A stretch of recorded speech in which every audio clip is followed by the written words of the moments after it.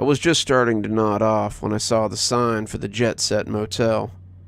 We were nowhere near an airport, and I couldn't imagine a lot of jet setting taking place off a lonely strip of highway like this. But beggars couldn't be choosers. From the passenger seat, the TV looked at me accusingly, and I tried to keep my eyes off of it. The last thing I needed was to pass out or focus too long on what definitely couldn't be in the glass bowl of the set and get plowed into by a semi. I had just dropped quite a lot of money for a momentary glimpse of a woman I had never met, and now I had more questions than answers. She had said that only those who had accepted the bright could find the place, but that those who wanted something could also discover the farm. I did want something, but finding it that way seemed like exactly how she had become trapped there. I didn't want to be a permanent resident of the farm, and I was honestly just hoping to leave with my mom if, or when, I could convince her to leave with me. Seemed more likely that I'd be another case of cult indoctrination. I glanced to the side again, the reflection of the glass making me think that something was going on within that dusty ball. It almost seemed like sometimes there was something more than dust in that glass eye, but I was plowing up the 4-lane interstate without much ability to stare at it too often. It almost seemed like something was peeking from within that space, but that shouldn't have been possible with the outlet unplugged. It should have been impossible after it was smashed too, but I don't want to consider that too much. It started raining just as darkness fell, and the gentle patter was making it even harder to stay awake. When the sign for the Jet Set Motel appeared like a beacon on the horizon, I suddenly didn't care how many stains it had in the room, or how many bed bugs were in the mattress.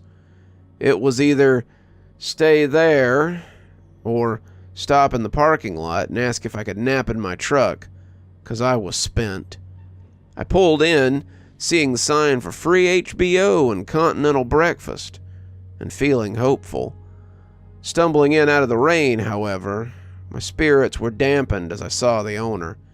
He reminded me a lot of the guy who owned the video store, though I doubted I would get the same level of understanding from this one. He was bald, his neck looking like it was slowly overtaking his ears, and his pudgy little eyes looked at me with real interest. I made a mental note to put the chain on the door, if there was one, and put a chair under it if there wasn't. "Good evening. How can I help you?" he said, turning away from whatever sitcom he'd been watching on his little TV. "I just need a room for the night," I told him, watching him roll ponderously to the little chart by the desk. There were 8 different rooms, each of them represented by a box on the laminated placemat that represented the layout. 2 of them were X'd out, but most of them were free. He poked his tongue out between his teeth as he looked at it, finally tapping the closest one to the check-in hut. "I can give you this one. It's the closest walk through the rain." Something told me I didn't want to be any closer to this building than I could help, and I asked if 8 was available. Through some stroke of foresight, I'd parked down by 7, and I could argue it was closer to my vehicle. He nodded with no real enthusiasm and said that he could rent me that one for $50 a night. Seemed a little steep for a rat trap motel off the interstate, but I could afford it. I paid him cash, declined a wake-up call so I wouldn't miss the continental breakfast, and went back out to get my duffel bag, moved into room 8. I stood in the steadily increasing rain for a few seconds and looked at the little TV before deciding to grab it as well. I couldn't have told you why I brought it, but in the end, I suppose it was for the better. The room was surprisingly nice for a side-of-the-road pit stop. There were 2 beds, a bathroom with a tub, shower, a vanity with a coffee maker, a couple of chairs around a small table, and a little chest of drawers with a much larger TV on it. I set my duffel bag into the chest of drawers, which was pretty deep, and set my little black and white set next to its larger cousin. I was glad to see that the door had a flipper lock, but I still pushed one of the chairs under the knob, just to be sure. After I was satisfied that the room was as secure as I could make it, I went and took the longest, hottest shower I had taken in quite some time. I put on my sleep shorts and oversized t-shirt and lay on the bed as my wet hair made a little spot on the comforter. The ceiling was unremarkable popcorn, but as I looked for patterns amidst the random dots, I felt the tears I'd been holding in begin to seep out. I'd seen her. I'd seen my mom, and she had as good as brushed me off. She could have told me how to find her. She could have told me where to go, but she had needed to discuss it with the elders. Why would she need to discuss it with anybody? Why couldn't she just tell me? I'd waited for years and years to see her, but it seemed it had been a one-sided want. As I curled into a ball, I heard the thunder rumble outside, and suddenly I felt very tired. I was tired of searching, I was tired of hoping, and mostly I was just tired in general. I must have fallen asleep as I lay there, because when I woke up in the night, the lights were off, and I was lying in the dark. The thunder was roaring outside, and the lightning cut the sky as it lit the curtains I had pulled earlier. I was afraid for a moment that I would see strange eyes glowing in the corner, my admirer from the front desk having come to pay me a visit. But the only glow was from the curtain when the lightning flashed outside. I lay back down on my side, preparing to fall back asleep, when a sudden glow from the TV cast my face in a fine snow. I looked up from my funk, seeing not the big TV coming slowly to life, but the small black and white set that I had brought with me. I hadn't plugged it in, simply set it down on the chest of drawers next to the other one. But as the snow and static filled the room, I couldn't pretend that it was some optical illusion or trick of the light. The salt and pepper static put the room in an eerie, dancing phantasm, and as the snow began to form a picture, I already knew where I would be transported to. The intro music replaced the harsh static sound, and as the picture came into view, I saw the traveling animation for the familiar farming community. The wooden buildings, the dirt path, the quaint general store that swam into view, all made me feel very nostalgic. It was like coming home, but not a home you want to return to. It reminded me a lot of standing on the porch of the house that Dad and I had shared. It was familiar, it was comfortable, but it wasn't home. It was like standing outside a family crypt and wanting and not wanting to go inside and find your place. As the inside of that general store came into view, however, I saw it was not the grinning face of Miss Mary. It was the harried, but still familiar face of Brother Thomas. "We don't have a lot of time," he whispered, the music cutting out a little more suddenly than expected. "She'll be back any minute. Miss Mary is meeting with the elders to see if she can tell you how to find us. Most of them are of the opinion that she's becoming too attached to you and is looking for a way to bring you here so she can have the Bright and her family too. I think, however, that it might be good for her to see her baby girl again." I wasn't aware that I was doing it, but I was moving in a half crawl towards the edge of the bed. I was trying to get as close to the little TV as I dared, and apparently I dared much. I was leaning out over the gap formed by the chest of drawers in the bed, a gulf that my body seemed to be trying to bridge. If I leaned out any further, I would likely tumble onto the short carpet, but at that moment it was the farthest thing from my mind. "Look," he said, glancing around, "I could get in a lot of trouble for this, but I want to help you. Do you want that?" I started nodding as I leaned in closer, but I realized he might not be able to see me. "Yes," I half whispered, the screen about 5 feet from my face. He glanced around, checking to make sure the coast was still clear.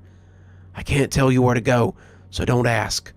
What I can tell you, however, is that you need to come to Tylerville. It's close, but not so close that they can say I gave you directions. If you're looking for the way, start with Tylerville." I heard something then, a bell ringing maybe, and he ducked behind the shelf as the camera followed him. "I don't have much time. If you want answers, then come to Tylerville. You're a smart girl. I know you'll find your way here."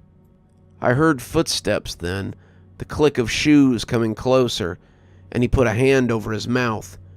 "Good luck," he whispered, and as someone asked what he was doing, the scene went black and the credits rolled.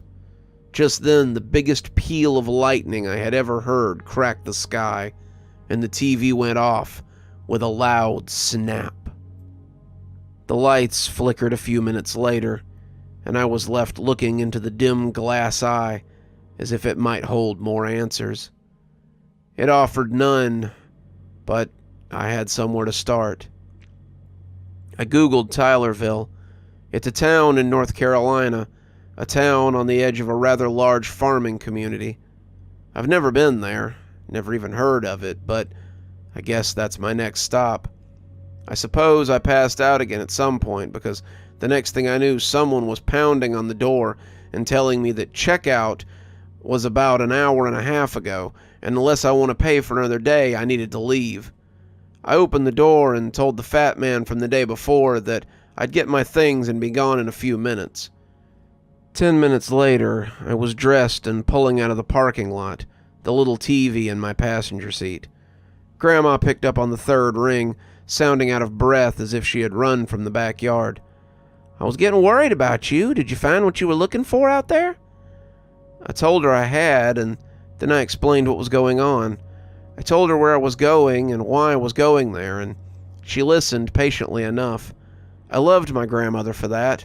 It would have been very easy for her to tell me what to do, give me an earful about being reckless and foolish, but all she did was listen, and then tell me to be careful. Sounds like quite an adventure. I won't tell you not to go, but I will tell you to be careful. Your father wouldn't want you to do anything that might get you hurt, but I know this is something you feel like you have to do. Don't do anything that's going to put you in danger. And call me if you need anything." I thanked her, and as she hung up, I saw the sign for Parker Trace and pulled into the exit. I need to get my bearings, and I need to get some breakfast. Sitting in the booth at Waffle House, I wrote this as I waited for my Grand Slam to get here. It was busy, so it took a while, and that gave me a while to get it all down. I don't know if this is the right choice. I don't even know if there is a right choice, but I know that Tylerville is my next destination, and I'm going there with no regrets. I'll check in when I have something else to report. Be safe out there, everyone. You're still here. Thanks so much for joining us for tonight's spooky tale. If you'd like a little bit more spooky in your life, why not click on one of the videos that appears at the end of our story, or maybe head on over to one of our playlists where you can get your fill of spooky content. If you like your spooky a little more tactile, I've got a new book that's come out. If you'd like your own copy, there's a link below in the description where you can get your own copy of my spooky book. If you like what you see here on the channel and think you might like to support in a more monetized way, then why not come over to Patreon or become a member on YouTube? Speaking of, let's go ahead and thank our members now. Thanks to Civ Garstad, Unicorn Hollow, and Heather for being our Spooky Ghost contributors.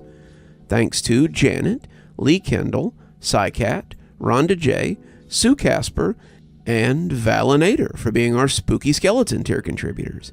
And thanks to Hi Stacy, Winter, Xaronan, Stephanie Carrington, Tyler Parker, Cinnamon Fox, and Sarah Samar 42 for being our Ghostly Reader tier contributors. Thanks, everyone. We just couldn't do the show without you. If you too would like to support the show, we always tell you to come on down to Patreon or check out my member section on YouTube. Spooky Skeleton contributors get their video 12 hours earlier at 8:30 a.m. as opposed to 8:30 p.m. And ghostly readers get a book every time I write one on their doorstep. There's actually one coming up here in a few weeks, so if you'd like to get in on that, please go ahead and sign up. And as always, thanks for stopping by. Dr. Plague, signing off. Have a wonderful evening.